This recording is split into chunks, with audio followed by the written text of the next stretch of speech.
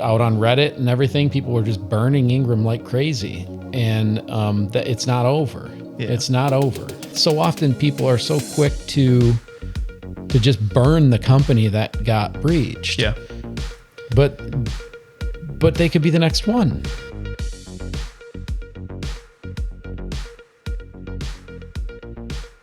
Ingram Micro breach. Yeah. Not amazing news. Nope. When I hear about this stuff, it makes me so frustrated.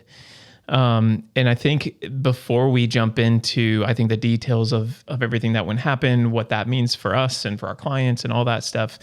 First and foremost, I'd love to hear, Justin as our CTO, Mike as our CEO, when you hear about these things happening, whether it's in the community or it's just somebody that you know or that you care about, what's your initial reaction? Usually it's how could it have been prevented, right? That's the first thing I think of is why did it happen and how could they have prevented it? Because they're always preventable. Yeah. Okay. I try to start from a point of understanding. There a lot of big companies have been breached. This isn't. It does happen. It's not new. It's not a new thing. Yeah. And so while it can and should be prevented always, at the same time, I felt bad for him. I was like, oh man, that is awful. Yeah.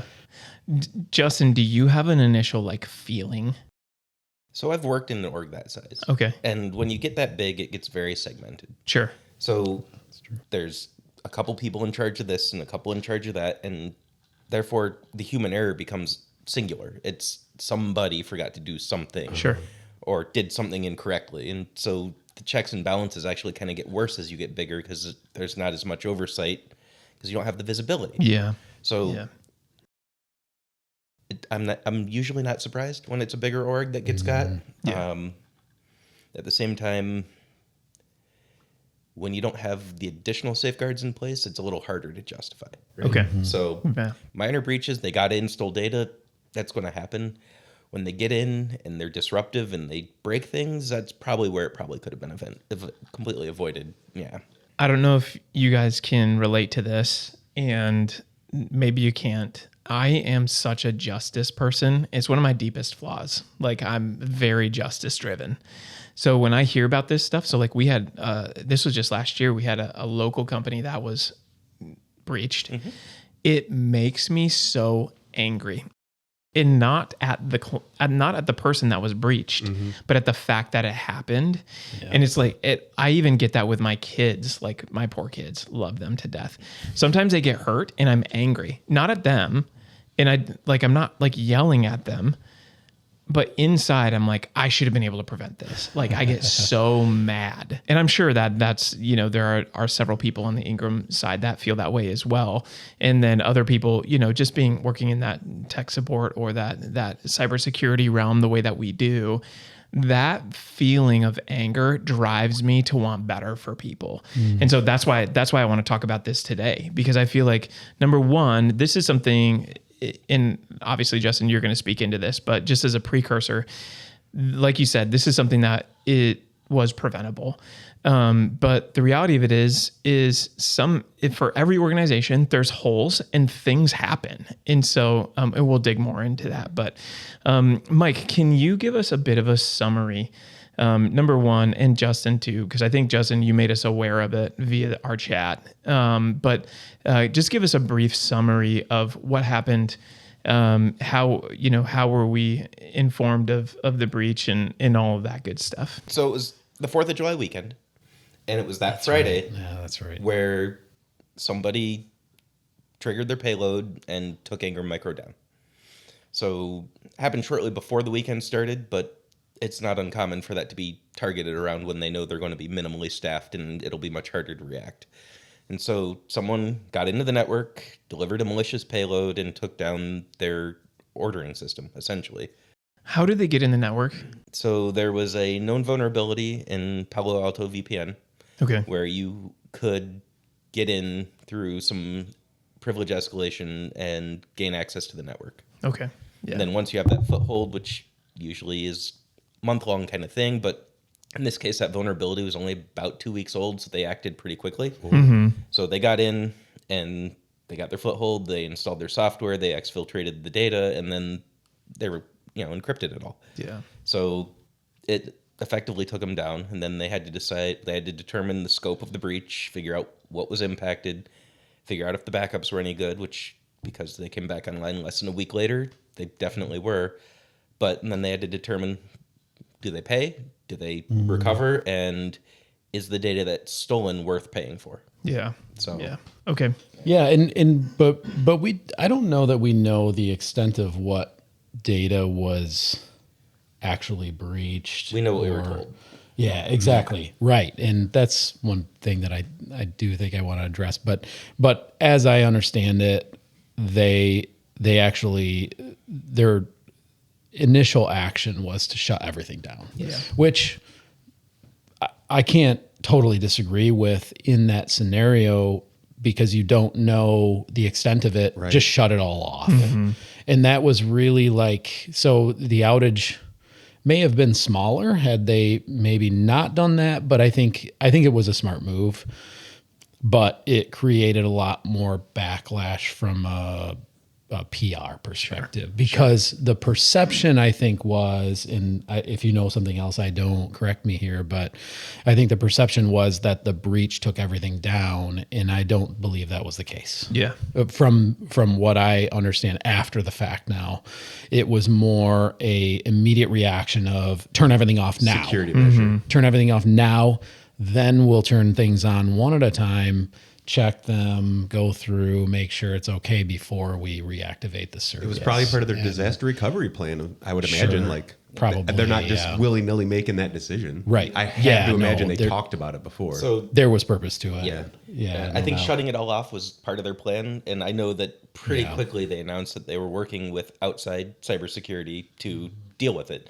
So Right. they followed that playbook. They contacted their insurance. They brought in third-party, incident response team, and then they worked through getting the scope and figuring it all out from there. But yeah, best option is to lock everything down so it can't spread. Nothing else gets out. Makes sense. Yeah. What was the most frustrating, I think, though, was the communication. To kind of go back to that, and we felt a bit in the dark. Yeah. When everything turned off, our initial assumption was, oh wow, it all got breached, right? And that's what everybody thought. And so I think from the communication perspective, it could have been better. At the same time, when you think of that, what do you communicate? Right. What do you communicate? Do you And I think, over-communicate? Do you under-communicate? It's, yeah, and you can hurt yourself Either with way. incorrect communication inadvertently. And so I do think that's a really difficult decision. I don't know if I fully agree with how they handle it as far as how they communicated to partners. We did end up getting better communication. I'd say good communication when we reached out to the people that we know. But for us, we've been to Ingram Micro. We've been there in Buffalo at their offices. And so we know people that probably a lot of other partners don't know at a deeper level, which is great for us. That was a good move for us because we could reach out to specific people and say, hey, what's really going on here? Yeah. And obviously there were things they couldn't tell us completely, but at least they could reassure us. Yeah. And so that was good, but it was one-to-one reassurance. But from the public's eye, they were breached. Everything was breached. Everything is down, and nobody knows anything. And that I think was it's just tough. I think for the public to see that. Yeah. And because when you don't communicate what happened, everybody makes assumptions. Sure. Yeah. And usually the worst. Yeah. The assumption is the worst. That's yeah, true. absolutely. That's true. All my data is out there now. Yeah. If you worked with, That's the assumption you're That's the making, assumption. right? Yeah. Exactly. I do want to reverse our flow a little bit. I wanted to be able to wet the whistle for those who are joining us and just get them into, hey, something large has taken place. Let's go back. Who is Ingram Micro? And then who are they to us? Yeah. So Ingram Micro is one of, if not the largest channel distributor in the world. Yeah. They're over $50 billion company, technology. I believe. Yeah, Hardware, technology. software, services. Yeah. Right, licensing. So we buy 90% roughly of everything we sell through them. through Ingram, and we're not unique. $48 billion you is what go. it says. There I you worked go. at in 4 net MSPs. sales. Every one, Ingram Micro was our biggest distributor. Yeah, distributor. Yeah, so they're huge, but they're B2B partner network channel, not B2C, which is why we select them, because I don't want to go with a CDW that is going to actually directly compete with me with my clients, right? So it's nice to have a great distributor like Ingram who has such a broad catalog of offerings. Yeah. And so that's the value of Ingram. And so they have a large partner network. They work with partners across the board around the world. And then how long have we been working with Ingram at InsITe? Well, from the start of the company, from a hardware perspective, we've bought from Ingram. It's increased over time. You don't remember the date you signed that paperwork? Come on. Almost 13 plus years ago. It's been a while. 13 years. But from a Microsoft business standpoint, we switched over to Ingram maybe 3 years ago, 4, something From being like a that, direct if you remember partner. it. Yeah, we were direct with Microsoft for a while, but Microsoft made some changes to where we didn't have representation as much because we weren't a large enough partner at the time. So we switched to Ingram because they have a lot of support services. So it's 3-4 years, something like that. Yeah. What do you think has been, and maybe this is for both of you, what do you think has been one of the main benefits of working with Ingram? From my perspective, it's the support services that they provide. So particularly around knowing what funding is available through Microsoft. Microsoft offers a ton of funding to partners, and Ingram helps us understand what funding is available and what new products are coming out and things like that. We have a regular call with them, which is great. Getting a little bit. So Microsoft is a massive company, and so it's hard to get a person that is really helping you. And so that's what Ingram provides us with, is somebody that knows what's going on. They have the drumbeat of what's going on at Microsoft, and then they help us understand what that is. So that's the biggest thing, I think, for me. Okay. Justin, anything on your side? I think their broadness is really good. There are plenty of channel partners that are even managed services specific, but they're almost going to dictate what you are using or selling. Yeah. And Ingram kind of has accessibility into probably 99% of. It's just about everything. Yeah. Just about. Yeah. It's hard to find something that they can't help you with. Right. A software entity or specific hardware model, make and model or whatever. Yeah, and company. The only things I've found that they don't are things where it's direct only. If Fair. there's anything channel, they're involved in it. Yeah. So, yeah. I think what's been so valuable on the BD side for me specifically is something that you touched on a little bit. There are so many resources that we have available amongst our team that we work with Ingram that are seeking to be on the precipice of anything that's new, Microsoft. So they're coming to us and they're saying, hey, if you have clients that are facing, whether it might be like,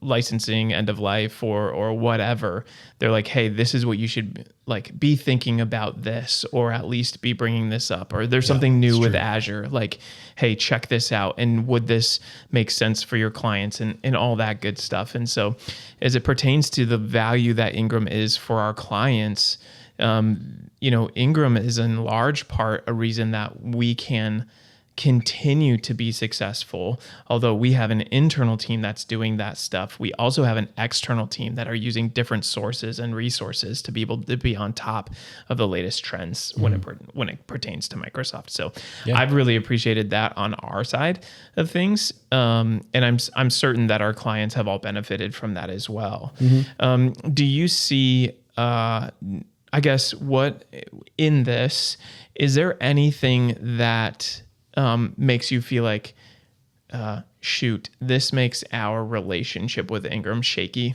It was a supply chain thing, right? They are our supplier for everything. It was an incident that didn't impact their clients directly. It didn't give them access into their clients. It was isolated to their own internal systems. And so that happens to almost everyone at some point. Yeah. You know, I think McDonald's got hit in the same week because they had a password of like 1, 2, 3, 4, 5, 6 exposed to the internet. That makes sense. Woo, every organization's full of people. People will make mistakes. Yeah. It's a matter of time before you have an incident of some sort. So it happened to them. The impact was isolated to them, and they dealt with it. They could have done things differently, but I think in hindsight, anytime anyone has anything major happen, there are things they would have done differently. So Sure. for me, they recovered, they communicated at the end, and the impact to their customers was minor. Yeah. You know, there's some disruption to their ability to buy things from them, but, you know, the cascading issues were minimal. Yeah. So Okay. it doesn't really bother me. Every vendor we work with, we do a check into. We see if they have cybersecurity framework. We see if they do SOC 2. We Sure. make sure they have insurance and everything else. So, I mean, we don't not do our due diligence with our partners. Yeah. And, you know, Ingram does theirs and someone made a mistake. So it really, at the end of the day, is just a very human thing. I always think right away about the impact on our clients. And so when this happened, there was I didn't think right away, should we continue to partner with Ingram? I thought, how do we respond to this? Yes. Right. Because in the moment, I think to Justin's point, this stuff happens, unfortunately, and you don't want it to happen, of course, but it does. And so what do you do when it does happen? And so right away we went into the mode of protect our clients immediately. Yeah. And so we went into that mode, and the communication that Ingram had wasn't awesome, so that didn't feel great. But I will tell you that since then, the attention and communication that we've had from Ingram, and it wasn't long after this even happened that we had better communication. And I think that it seemed like their communication was really like, if you wanted to know, they would tell you. Yeah. And we're super aggressive around this. Like I am. We don't take this lightly. So it's protect our clients. What do we need to do? Okay, let's get working on that. All right. My job then next was to go back to Ingram and say, guys, what happened here? What is going on? How are you fixing this? And their response from that point felt good to me as a partner that was aggressive with getting that answer from them. These things happen. Yeah. And I don't want to be flippant with that and be like, oh, it's okay. It's not okay. It's not okay. But we could be next. I mean, let's be honest. We always have to be vigilant with this stuff. And so for us to be like, oh, they got breached, we're done. I don't think that's fair. So that's why I asked the question, because the reality of it is we're going to see this more and more. And in the cybersecurity or cyber crime is becoming a larger and larger industry every single year. And so the reality of it is were there some things that we were hoping for in an occasion like this on the communication side? Absolutely. For sure. But then afterwards, we had, our reps that were reaching out to us, and they were like, hey, this is how we can continue business right now. Like, and they're taking more on. And so I think, something that I don't know what happened on the Ingram side, and I wish we could have had somebody on the Ingram team be a part of this, but we offer this thing that's like a tabletop security breach on our security team, right?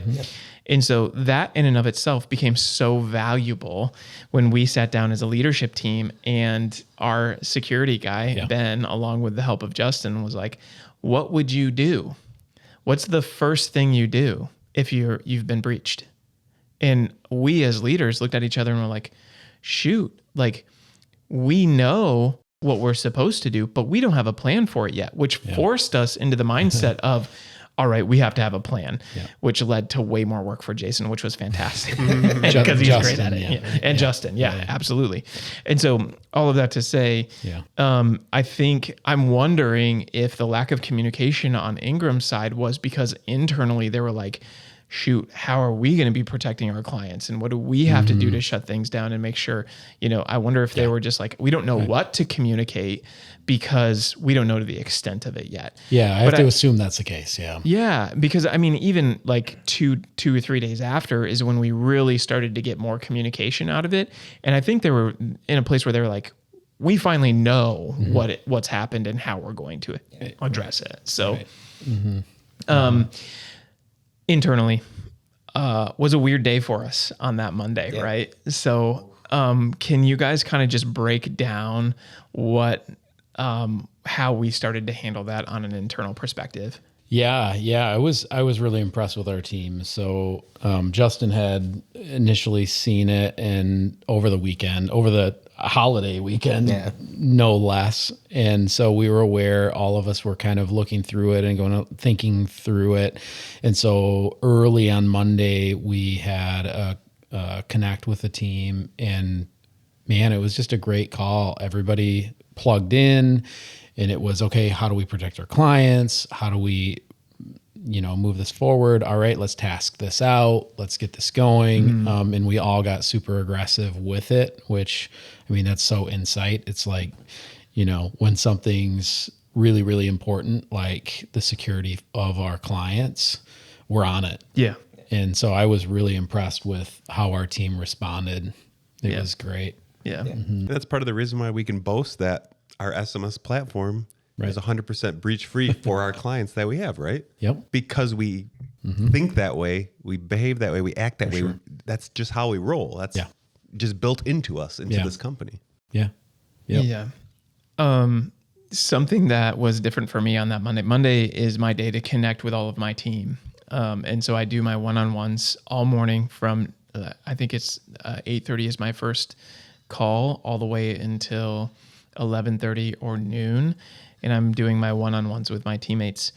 And all of a sudden it was like, oh shoot, we're canceling everything. Like everything changed. Yep. We're canceling everything. Monday. All of our days. We're going to the boardroom. Like we're going to be there a while to figure this out and make sure that we're taking care of the things that we need to make sure that our clients are safe. We have Justin running, internal scans and having other people check into things to make sure our clients are good. Like, so I guess Justin, from a technical perspective, how did that shift your Monday for you? I mean, it took over, right? Yeah. But, yeah. I mean, it started with going through a risk assessment and figuring out every way that we interacted with Ingram, and every way Ingram interacted with our clients, anything they had administrative access to, and then, removing that because in their communications, it wasn't clear what had happened. Sure. So, we had to take the most cautious approach there was, which is assume to just the worst. cut them out. Yeah. Created more work for us later that we will never see back, but it was the right thing. Yeah. So Worth it. yeah. Tell me why it was the right thing. Because if we didn't and it went sideways, it would be on us. Yep. Yeah, and our clients would have been impacted. Yeah. So one of the things that I loved being in that boardroom, it was, hey, this will ensure safety, but it will create hours more work for us down the line. Yep. In hours of work that we're not getting paid for. And I love that it was almost, I think it was unanimous around that table that we're like, pull it. We have to. Doesn't matter. We have to. We have to make sure that our clients are protected. That's our promise to our clients. Yeah. It doesn't matter what it costs. Yeah. We have to do it. Yeah. We don't have a choice. Yeah. That's why I like working for InsITe. It is. And if you guys remember, we had an episode of this podcast called Easy Like Monday Morning. Yeah. That's right. Yeah. That was a bad Monday. This is a testament that much of an anomaly this is for InsITe. Yeah. We are not, like Trevor, you just said, you schedule all your one-on-ones with your team all Monday morning. Yeah. You know why? Because we don't Mondays. really have a whole lot to deal with on Monday mornings like other MSPs do. Yeah. It's always putting out the fires from the weekend. We have that streamlined down to a science and so well. Monday mornings is just another day of the week. It's nothing special. So this was an abnormal thing for us to deal with. Yeah. Yeah. And I cannot believe how quickly we pounced on this and it was our team, like just from my perspective, as I'm a technical person, right? But I'm on the more sales marketing side. So I don't have to get into the nitty gritty. Just from my perspective, I was blown away at our team, at what we were doing, Mike specifically, and how he was marching us forward in which direction. Mm-hmm. I was like, this is the best company you could work for right here, InsITe, in Zeeland, Michigan. That's what I've been saying ever since I started. And that's just my personal feeling. But yeah. Well, when I think easily like Monday morning, right? When we have something like this on a Monday, we can handle it because we don't have crazy other goofy stuff that is potentially less important with our clients going on. So we were able to do it as a result of that as well. And I want to shout you out a little bit, Mike, because this comes from your vision, which is, hey, if you're thinking holistically and strategically, and I think, Justin, you push this as much as Mike does, then you're not going to have a Monday morning where you're like, oh, shoot, my server's down because I didn't patch it, or because I didn't, take care of it, or because we're operating on one that's from 2012 or whatever that might be, right? You're thinking on a holistic level where you're like, no, although I can run this 2012 server, it's not best for my company, right? It's not best for my business. It's not serving me. I'm serving it at times. So I love seeing the mission come forward like that. And because our clients do buy into that mission of creating success for themselves and being a holistic thinker when it comes to technology, pushing their business forward, it allows for us, like you said, to be like, okay, something went awry and it wasn't necessarily with our clients. Let's take care of it. We can handle it. Yeah, absolutely. It's so hard in technology because if it's not broken, don't fix it, right? Yeah. Because fixing it takes time. Yep. It takes money. Yeah. And it causes some grief. Yeah. But if you fix it proactively, it prevents all those things in the future. Yeah. So there's a balance there. And, we work hard to find that and make sure that it doesn't get to the point where it's probably going to fail or, going to cause a bad Monday. It's pushing that, everything has a designed life cycle. It's got to be replaced because it's designed to fail. Yeah. Everything in our industry is designed to fail. Yeah. And getting ahead of that, it prevents that. Totally. Yep. I remember being at the table and thinking, we're working through all this stuff. There are so many questions that are being presented. Mike is we're exhausting the risk list, right? Mm-hmm. Like Mike is like, what's the risk? What's the risk? And like, even to the point where he's like, no, there's more risk. And we're like racking our brains, just trying to empty our minds of what any risk could be. And so for me, I'm thinking specifically client. Like my team is dealing mostly with the upfront face of the client. Your team is dealing with the technical side, and it all comes together at some point. But I liked the confidence that you showed, because I was like, dude, I said, Justin, what is it? Like, how do we know that our clients are taken care of? How do we know that nothing has been breached on our client side? And you very confidently were like, we have this in place and this in place and this in place. We would know because of this. And, all the things, canary files, all that stuff. Yeah. And so I'd love for you guys both to speak into our SMS platform. Is that a piece that provided the confidence for you, Justin? Yeah, absolutely. So most of what happened at Ingram had nothing to do with anything we interact with. But there's a big question of, they have access because they're our indirect Microsoft provider. They have access to every Microsoft tenant. So if there was a breach there, it could extend out to everywhere, right? And with scripting and graph and everything else, it's possible to craft things that would be able to, everywhere that you have access, perform actions. And so we have identity management through Huntress that watches these identities, watches these tenants, watches that activity. And if a new admin account gets created or there's weird behavior or logins from unusual places, we hear about it. We get tickets, we get alerts, we get calls, text messages, you name it. And none of that was happening. It was very quiet on that front. So even though they wouldn't say that it didn't impact their Microsoft business at the time of the breach, we saw no indicators that it had. Yeah. Yep.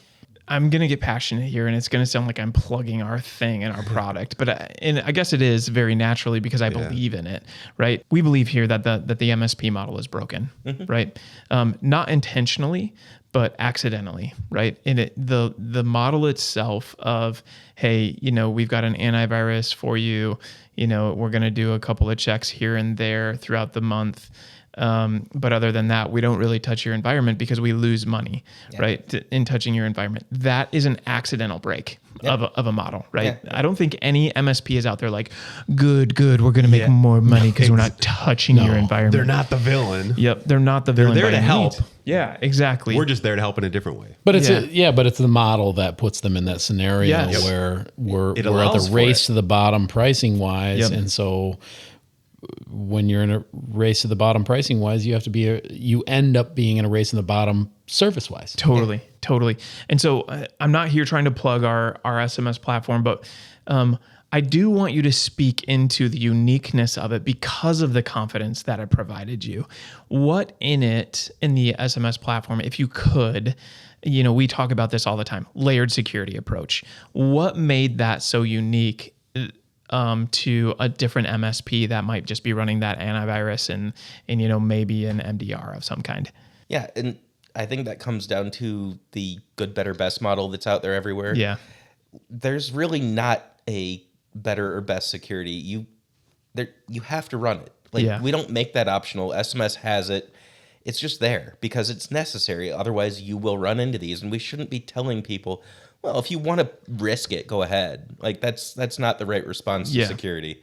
So making sure that we're looking at all of the common attack vectors and covering them in a way that no matter what you're engaging us on, you have that protection. Yeah, is really the center of that concept with SMS. Yeah, that's a great point. Good, better, best. It's been a while since I've heard that terminology used in a MSP contract or proposal of any kind, right? Because we don't say that here. We don't have good, better, best. Gold, silver, platinum, whatever. We have three options that fit your environment and what kind of technology you have. Right. None of it's good, better. It's all the best for what you have. Yes. Yep. Yeah. Great point. That's great. I can resonate with this too, because before I came to InsITe, I was a director of business operations at a manufacturing plant. And had you said to me, you really need to think through how you're investing in security, I would have felt like in that moment, because it's not something that I'm dealing with or a specific problem that I'm dealing with, I would be like, yeah, that's a ploy for money, right? Yeah, like you want me to spend, Pass. right? Yeah.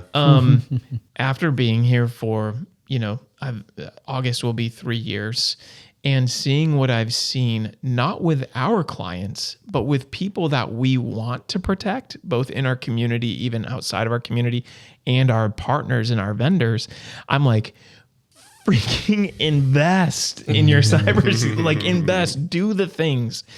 Otherwise, you're going to kick yourself for not doing those things. I do want to drill down a bit more, if you can, on the layered security approach. Can you give us a brief, just a brief overview of what those layers look like, or is that something that you're like, hey, this is industry secret? No, it's pretty simple. Okay. I mean, almost all technology, if it has value, has a person working with it, right? Sure. So making sure people are doing the right things, they're not misusing the equipment, misusing the technology, going places they shouldn't. So preventing people from even accessing sites they shouldn't be at is the first kind of step. And then from there, is there more risk at sites that you shouldn't be at? Is that what you're saying? Absolutely. I mean, there's fake copies of legitimate websites. Sure. That even in a Google search, you'll type in something, and one of the sponsored results is actually not the site you're looking for, even though it matches all the keywords. So it's easy to get to the wrong place on the internet. So understanding that you need to be doing things that work, and then using tools to filter non-work related work out from access entirely. Sure. And then having a security layer that looks for sites that might be a redirect or, malicious content hosted somewhere that is normally okay, and blocking that from even getting to the point where it reaches a computer. Yeah. And then at the computer level, monitoring the computer's behavior, monitoring activity on it, making sure nothing malicious is happening after that point. And then from there, it just kind of becomes, making sure that There's no software that shouldn't be installed. Yeah. And then you have the next vector, which is email. So we use Microsoft Defender for Office, and we do anti-phishing, we do anti-malware, we do anti-spam, we filter out as much of the malicious stuff as we can. And then once it gets to the computer, it's also being watched at the OS level with the MDR and the ITDR and, safe links, making sure the link that's in the email isn't malicious. So not only is our web filtering preventing you from clicking that link, but Microsoft is checking it as well. Sure. So every link you have in an email is being double checked, and so is every attachment. Yeah. And then on the network side, we use adaptive firewalls that just generally prevent any inbound traffic that isn't expected. Yeah. So, nothing's just randomly getting in, and the network gear that we recommend updates itself on a schedule. And so it's not like you're running weeks on old firmware. It goes, right? Yeah. So we're keeping everything up to date. We're making sure that everything from the outside in is secure, and then from the inside within is secure. Yeah. So really trying to look at it from every angle. And then the last thing is identity, right? So we try to get everyone to use one identity for all their business purposes. Okay. And then use security tools to monitor that identity for anomalous behavior, whether it be logging in from a new place across the country or from a foreign country or from two devices at the same time.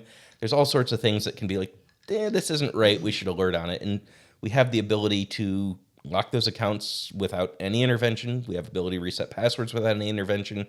We can do it if it looks truly like a compromise. We don't need to wait. It just happens. And, we deal with it afterwards, which usually results in one unhappy person. Sure. But Sure. saves It's okay. saves the whole organization from pain. It's worth dealing with that. Yeah, exactly. That's Yeah. the easy part. Yeah. Just to expand on the email protection, also the continuous training to know before, because people are often the most susceptible to security breaches, whether it's a phone call or an email or a whatever. I got a letter in the mail this week I had to bring into the office to ask Travis, is this legit? It was work related, sent to my home address, work thing. I was not expecting it. This isn't right. A physical letter in the mail. Yeah. So training the people is critically important as well. And Yep. It's just another layer. I love even your perspective in the way that you describe that layer security approach. There's going to be some people that nerd out on that. And then there's going to be some people that are furiously taking notes and what does that mean? And what does that look like? When we're talking about strategy in general, security is oftentimes a large topic of conversation, but somebody like Ingram, I know, cares so much about security in and of itself, like that whole organization does. Even the team that we're discussing, they're always discussing, the next big security thing, all of that stuff. Can we talk about how a strategic approach to even hardware could help prevent some of this breach stuff? Palo Alto, right? That was the issue. Yeah. Firewall. Is that a firewall? It is a firewall. Yeah, totally. So even inside of that, knowing that, hey, we've got all of the top-notch security like Huntress and all of the things that we think are going to help protect us, if we're not focused on the holistic level of the hardware too, that does leave us vulnerable, correct? Well, it's not even the hardware, it's the care and feeding of it. There Okay. you go. Right. That's, Perfect. I was thinking the same thing. Yeah, it doesn't, even the best hardware, if you're not making sure that it actually got the updates, that it's running on a good version, that you're doing all the maintenance on it, and that it's not 25 years old. Okay. These are all things that you need to do. It's not even so much the product as how you're managing it and caring for it that comes into play for security. And also the vendor, right? So you can get network hardware from Palo Alto, you can get it from Cisco, you can get it from Juniper, how well are they staying in front of these attacks through their firmware updates? Sure. So it's a selection of a vendor even before you buy the hardware. Let's make sure we're working with the right vendor that can handle that stuff quickly and get ahead of it. Stay ahead of it. And hearing and seeing about vulnerabilities isn't necessarily a bad thing. I was talking with a vendor 2-3 months ago I was like, why are you guys always in my newsfeed about having vulnerabilities? And they're like, because we very actively check our code, and when we find issues, we publish them and we release the patch. Sure. And so it's very public that there's a vulnerability. Just because you don't hear it doesn't mean it doesn't exist. Yeah. So That's you true. know, you have to be considerate of, okay, well, yeah, this product has a lot of vulnerabilities, but they release patches the same time they announce it. And now it's on you to go make sure your stuff's up to date because, you know, once it's announced, it ends up in everyone's toolbox. Yeah. Okay. And there's a good, speaking of maintenance and keeping your hardware, software up to date, I hear in my conversations, I hear a lot of people like, is that a set it and forget it type of thing? And I'm like, no. You don't want a set it and forget it. Oh, like maybe if it's a piece of software that it's consumer, like sure, set it, it's a calendar on your phone, like you're paying for it, it's a subscription, whatever. Do not think set it and forget it is something you want when you're talking about your technical infrastructure. Security. Exactly. You need to be paying attention to what you have. Someone does. Yeah. Maintenance is for everything. Software, hardware, maintenance, know before phishing training. Yeah. Your end users. That's maintenance for your end users. Yep. Don't think set it and forget it is the way to go. That could be cheap and easy and you feel good and you feel protected somehow. That's not the case. Yeah. You don't want set it and forget it. Yeah, security is never set it and forget Right? it. It's an Right. ongoing, every day, every hour, every minute, every second issue. It is at the same time. Right. AI is now getting us to the point where it can actually take actions. We've been talking about this quite a bit lately, to where it can be a bit more in that direction to where Easier. if you have this solution, it has AI that is going to make the adjustments that are needed. It's moving more towards set it and forget it, but it's still not set it and forget it, Yeah. right? You still have to have people interaction. This is why Microsoft calls their AI co-pilot, not the pilot, right? You still need somebody there. It should be called set and check. There you go. Yeah, exactly. Yep, for It's- sure. So Like it's evolving. we could turn this into an AI episode. There's a lot. coming, I'm sure. There's a lot there. I'm yeah. sure, yeah. And I mean, everybody wants to hear about it and talk about it and all that stuff. I know we are on, Justin, you're doing a tremendous amount of work already in looking into, hey, how do we make sure that we're supporting our clients with the latest and greatest AI tools? I can't wait to get in that. That's another episode. We will get there. I can't wait. Let's talk about this though. This is something as far as, one of our partners, our vendors being breached, specifically on the business side, not our client side. We have not experienced this before. And so as far as I know, right?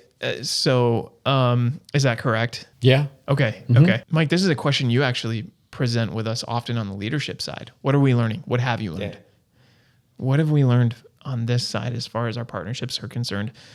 And how does that impact our clients? Yeah, I mean, I think one of the things we learned, and one of the actions that we actually took was, even though Ingram has amazing offerings in across a massive, broad set of products, we need to have options.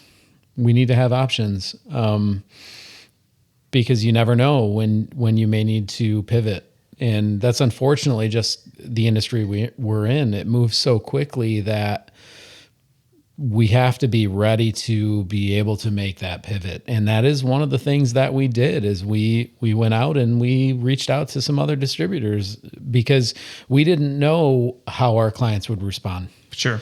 Out on Reddit and everything, people were just burning Ingram like crazy. And that it's not over. Yeah. It's not over. I'm with you on the Reddit stuff. Can we all admit Reddit is a place for trolls? It totally is a place for it's the trolls. easiest place for trolls to communicate. It is. But here's the deal, man. Perception is reality. I know. Right? Absolutely. I know. And we're working with a whole bunch of people in technology, and people in technology are pessimistic, right? And so the first thing that we go to, all of us in this room, at least those are very, very technical, like it's the first thing. It's like, what's going to go wrong? What's terrible? Oh, get rid of that. That's junk. I would like to bring some clarity to that so I don't get myself in trouble. Okay. I also troll on Reddit. So Okay, that's I'm fair. Guilty, That's fair. Guilty as charged. I'd like to say, So, for every troll on Reddit, there is a Justin and there is a me. There for is sure. an actual technical person, and there's someone that's interested in it that maybe isn't so technical, but loves talking about it, promoting it, sharing it, understanding it. So Or every troll, embellishing there are themselves. for every bad guy, there's a good guy.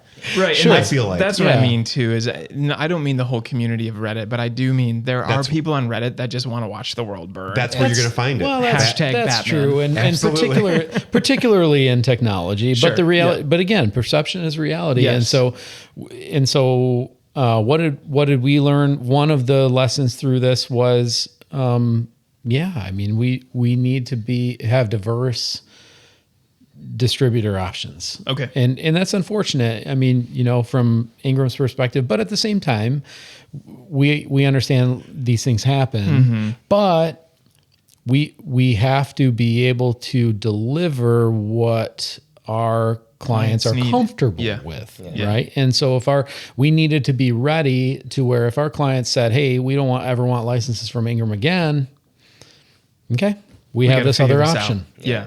So we have another option. And so part of that was just, the aggressiveness that you talked about a little bit earlier. I mean, that was one of the things was, hey, we need options. Yeah. And, but also, being able to, being realistic in what our clients' expectations might be. Yeah. Some of it is predicting the future. I mean, a lot of technology right now is moving so fast. We have to predict the future. And that it's hard to do. It is. And it's Yeah. a lot of work, but it's fun. I love it. I think it's exciting. I know you do get. I You and love Justin change. both. Yeah. I It's love good. hard things. I agree.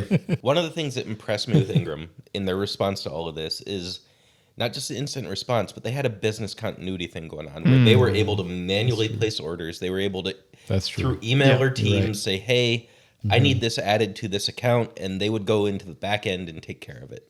Or they would at least get an order in the queue for hardware so that we weren't just sitting waiting for the system to come up to put it in ourselves. They were able to work around that and have that continuity of being able to deliver to us even though their systems were down. That Absolutely, mattered yeah. a lot. It did. Yeah. To me as the business owner, knowing that they understood business has to continue forward. Yeah. And even if they had to do it manually and work 1 million hours a week, they're going to do it. And it seemed like that's what they were doing. Yeah. Yeah, and I mean, really, that's what I was looking for too, Justin. I'm so glad that you brought that up. And Mike, obviously, we want to be versatile enough for our clients where they're like, "Hey, I'm uncomfortable with that. Like, do we have another option because of some of the stuff that happened?" And then maybe in the next year we can talk, resupplying, whatever that might look like. I appreciate that, but really, what I wanted to focus on too was just Ingram's response to be able to say, hey, I know that this is going to be harder on our team, but right now this is the thing that we have to do to make sure that our businesses and our partners are taken care of. And so I appreciate guys like James, Echeverry. Thank you. Yes. He was on top of it for us. And Ryan Kuminierek, he was also on top of it. Hey, just want you guys to know we're here. We're going to take care of you. We're going to make sure that your clients are being taken care of. And it was literally whatever you have, whether it's licensing or an order for hardware or whatever, send it via an email and we're going to make sure it's taken care of. So I appreciate that. And at the end of the day, that's business, right? Business is relationship. It's one-to-one relationship. And that's, again, going back to what's the value that Ingram provides us. Yeah. It's those one-to-one relationships. Sure. And they've given us those resources to have those relationships, and they care. And we feel the same way with our clients. Yeah. We want to create that same thing. And so, it's a great pass through, as far as their partnership, and then connects with our clients' partnership. Yeah. I'd say it's so good as you guys have these conversations with someone like James over on the Ingram side. I don't typically engage with him, but I've met him in person. I've spent time with him. When I see his name on an email and there's a conversation, I feel comfort immediately because I know what his goal is and he's there to help us. Yeah. I'm like, I'm so glad you guys got this conversation. I'm so glad James is involved. I'm not worried. Not like I would worry because I know my team is taking care of the things that are important to the company but I have to deal with other things. I'm not part of that. I just feel comfort and I'm just like, we got this. I have full trust in all of this. So Yeah, they're definitely on our team. There's no question. Yeah. Leadership and transparency. When these things happen, I don't know if you shared this, but my immediate thought was, number one, what's PR going to be like? And number two, how are our clients going to respond to this? And how is this going to how is this going to affect the InsITe brand or the reputation of InsITe and all of that stuff? Not as a slam against Ingram at all, but as a practically when we're dealing with something as serious as, hey, some of our client information may or may not have been leaked. And that's in the first few hours, right? No, we learned, okay, it wasn't like that at all. Right. Plus we had all the protections in place that we needed to. But that first initial feeling is like, holy smokes, like what is this? How are our clients going to take this? And then how do we communicate to them? So I guess, Mike, what I'm really interested in for you, your thought process, and what I really appreciated about you was like, hey, we need to reach out to our clients and talk to them. And then our entire team came out and said, we need to be as transparent as possible and get this out as soon as possible. So like, I'm thinking our engineers, our tech team, everybody was like, we need to get this out as soon as possible. As a leader of, InsITe Business Solutions, how do you lead with transparency, but also allow our clients to know that they're cared for? What was your approach to that, I think? Well, I think it's really hard. And we talked a little bit earlier about how Ingram, they took a communication route that was maybe less communicative than we might have wanted. But I think the challenge in communication also is that when you don't know exactly what's going on, what do you communicate? Yeah. Do you communicate that you don't know what's going on? Sure. Do you know, right? Hard.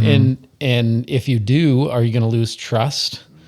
But I think the reality is like in this scenario, nobody really knew fully what was going on because of the communication that we had. And so, but we needed to communicate something. Yeah. And I'm a huge proponent of transparency and communication, as you mentioned. And so our approach was, what do we know?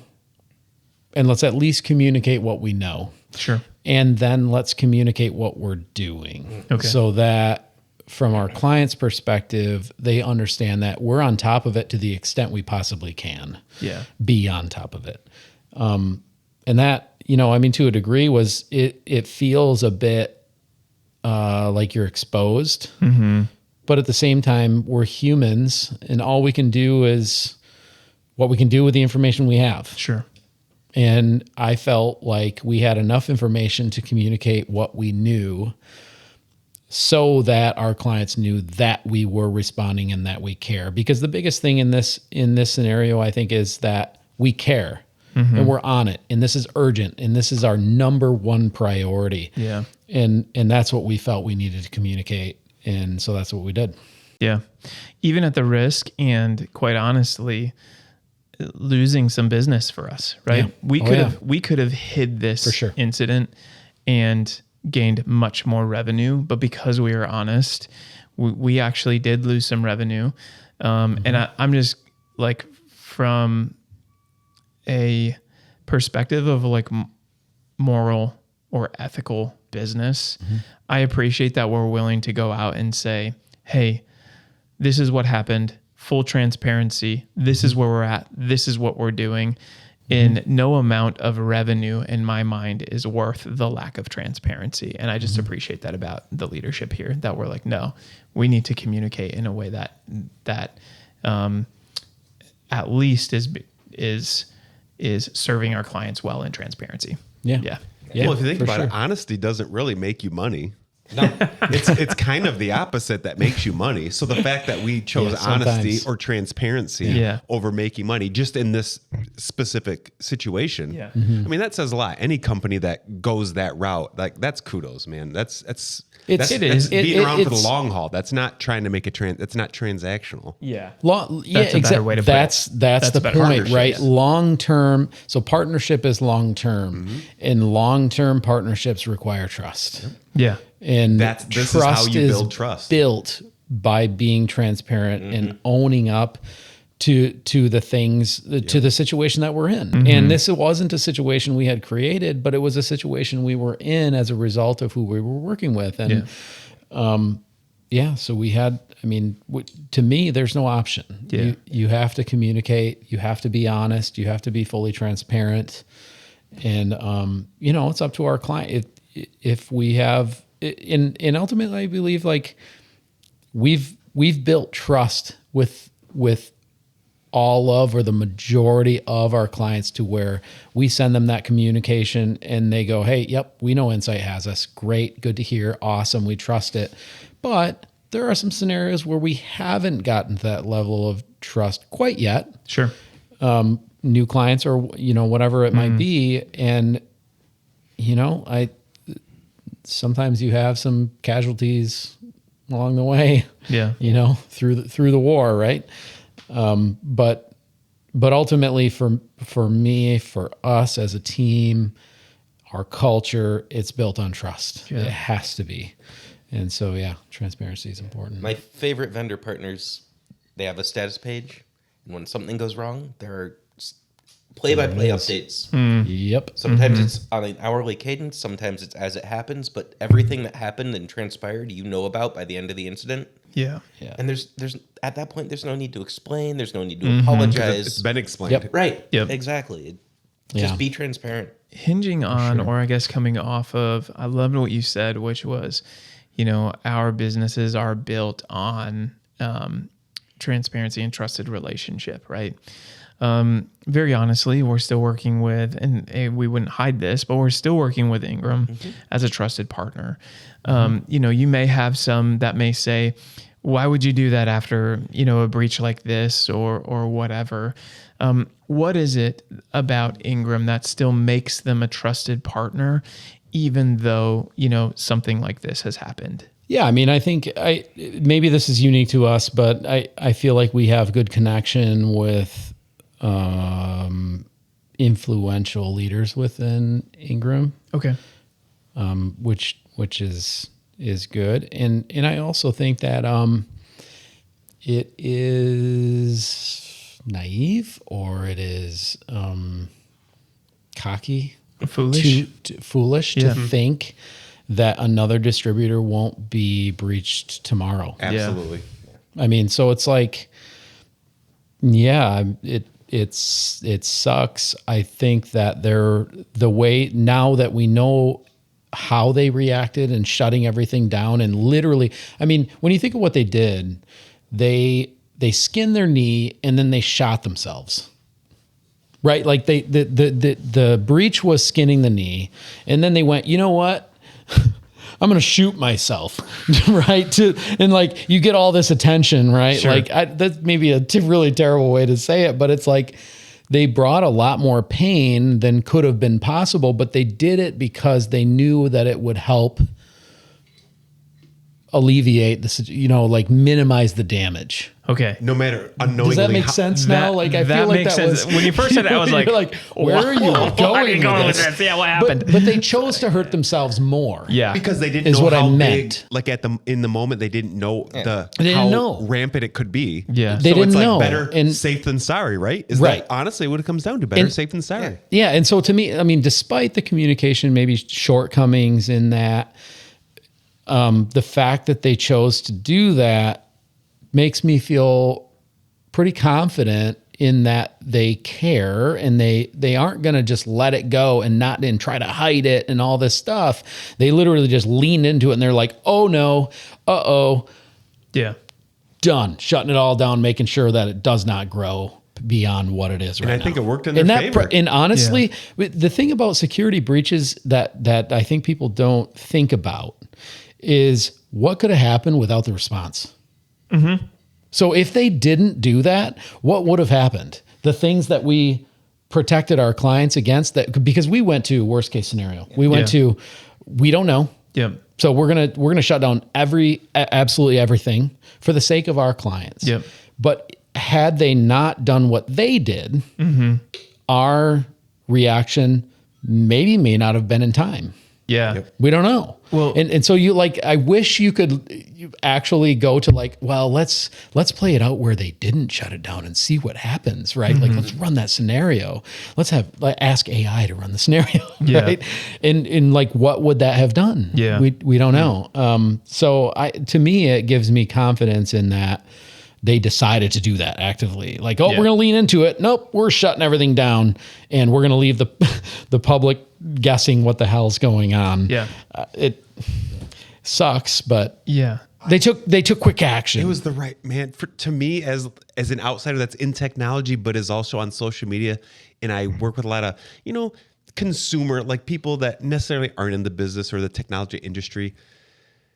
This was such a fast turnaround, and I thought they did such a good job. They reacted quickly. I was It's just true. yeah. At the end of the day, yeah. And not only that, but transparently, right? The fact that we knew there was an issue with the Palo Alto, all that stuff, they didn't have to share any of that. So like the thing that I liked is, hey, they acted, as quick as probably possible for them, It being seemed the like it, size of the organization that they are, right?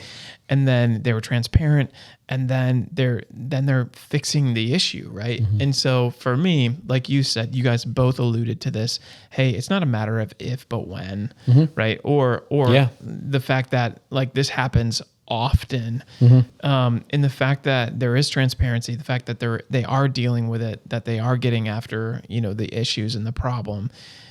For me, gives me peace of mind that they're here's I bet you they're never going to miss a patch again on that stuff. You know what I mean? Yeah. Yeah, Yeah. no doubt. With security in general, as soon as you let your guard down, That's when it happens. that's when it happens. Yeah. It could be a 2-week As, patch window. as soon as you assume something, as soon as you say, this isn't that big of a deal. Yeah. Everything's urgent. Yeah. Everything has got to be, that's got to be the mindset. Yeah. This could be the big one. Yep. This could be the big one. And so I think part of this too was a good reminder for us, like in kind of an after action, and you alluded to it a bit earlier, how internally we're just going like, okay, what's our response? And we've been building it, and I think we have a response, but let's look at it again. Let's make sure that it's the right response, and let's make sure that we know how we're going to communicate. Yeah. Because that's something that we saw was a bit lacking in this scenario is communication. So how will we communicate Yep. to our clients when we don't know, right? I think that so often people are so quick to just burn the company that got breached. Yeah. But they could be the next one. And it's crazy. It's like, I hate to bring it to like health like this, but like none of us know if ever we're going to get cancer. Yeah. And so it's almost like a security breach would be like we're laughing at people that get cancer. Yeah. Why are you doing I that? totally agree. But the reality is security breaches are a cancer. Yeah. And all of us are susceptible. Yeah. There's so many different types, so many different ways. And, we can't live in fear, but at the same time, we have to live in awareness. Yeah. And let's not just burn everyone Yeah. who's getting whacked here. Now, if they don't respond, if they're negligent, all of this, okay, yeah, I get that. But I don't think that was the case here. Yeah. I don't. Yeah. Yeah, because in the other 13 years we've worked with them, there hasn't been an incident. Exactly. Exactly. Exactly. Yeah, everyone forgets about that so quickly. When there is an incident, it's, it's been, they've been fine all the way up until, and they've been providing all this value, and now all of a sudden, what, the value's gone? Yeah. They're just the next of many. You got it. Yeah. Yeah. So I try to be careful with that. Yeah. Yeah. And I actually appreciate that about you, Mike, is that you're like, hey, listen, is there something that happened here that we could have controlled? Probably. But there are opportunities to learn as well and to grow as well. Always. We can always improve. Yeah. Always improve. So just to wrap up here, if you could give one piece of advice for free, we'll give something for free, right? whether you're on a partner side of things or you are specifically thinking of your organization and making sure that you're protected, what's one thing through this experience you would give to a business and say, make sure you do X, or be thinking about Y on the security front with partnerships or just your business? I think I would probably go on similar to what I was just saying in that let's not assume that security breaches are something that won't happen to us. We have to be vigilant. We have to always assume we're the next. And with security, it's just, the people the threat actors are always ahead of us. That is the reality. And we have to be realistic about that and make sure that we're being vigilant and doing the things that we should be doing to protect ourselves against that. And that starts, with assessing where we are seriously, and then having a plan to move security forward, and even have a good response plan. I mean, sometimes it even begins with a response plan. It can be the easiest thing you can do. Yeah. We can't plug all of the holes in a month, but we can probably build a response plan in a month. Yeah. Based on where we are and where we've assessed that you are. And so, taking security seriously and working with it in that way, and not being naive in that, oh, wow, all these other companies are being breached, I'm going to be fine. Wow, gosh, they stink. They really should have prevented that. Okay, well, let's look at ourselves and let's make sure that we're protecting ourselves and what we have. So, okay. Yeah. So I think to add on to that, and this is sort of the other side of the coin, is making sure that all of your key partners, vendors, suppliers are doing proper things with security. Ask them for what they're doing, whether it's ISO or NIST or, an industry specific cyber framework. Make sure they're doing what they should be doing so that their problems don't affect you when they eventually happen. Yeah. Absolutely. Yeah. And that's something that we have don't we have a 10 questions to ask your current MSP or something like there are 20 questions, right? Look me up. I'll hook you up with that. Yeah. Send that to your MSP, right? I mean, that's something that when we look at what we're doing, which we believe is very complete, as Justin outlined a bit earlier around our SMS platform and just our approach to security. Goodness, audit your provider to that point. Everyone has some key line of business app that they can't live without. Make sure they're doing what they should be doing. Yeah. Yep. Yeah. For sure. I think of, and obviously I'm not as technical as even, both of you here, but I think of your approach to technology in general, right? So yes, the security side is so important, but even updating your hardware can be really important as well. And so thinking through, hey, again, technology in and of itself, it's a risk no matter what. And so how are we assessing that risk, and how does that risk impact our business? And so for me, from a business perspective, if you're not thinking, hey, technology is a risk, it's probably something you should bring to the top of your list to say, I need to think about technology as a risk and an investment, and how do we make sure that we're maintaining both of those things? So you guys, thank you so much. Obviously, we want the best for Ingram. We want the best for our clients, and I'm hopeful that this podcast episode brings a little bit of clarity to that. Thank you so much for giving us your time and energy to speak about it. Thank you. Appreciate As always, you make it easy. Thanks, man. Thanks. Yeah.